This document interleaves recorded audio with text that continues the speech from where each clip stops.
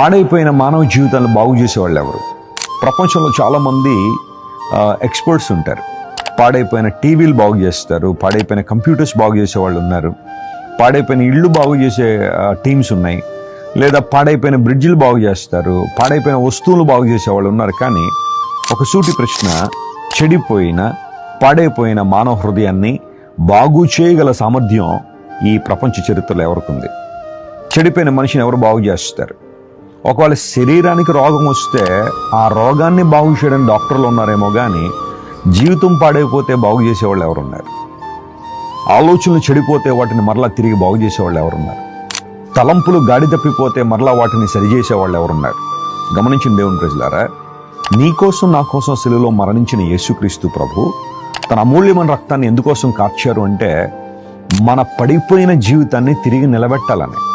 ఆయన దగ్గరికి వచ్చిన అనేక మంది జీవితాలు బాగుపరచబడ్డాయి. యేసు ప్రభు ఒక వ్యక్తి యొక్క మతాన్ని మార్చాలనే ఉద్దేశంతో ఆయన ఈ లోకంలోకి అడుగు పెట్టలేదు, లేదా ఒక కులాన్ని మార్చాలనో జాతిని ఉద్ధరించాలనో యేసు ప్రభు ఉద్దేశం కాదు. ఆయన ఈ లోకానికి వచ్చిన ప్రప్రథమైన కారణం శిథిలమైపోయిన మనిషి జీవితాన్ని నిలబెట్టాలని.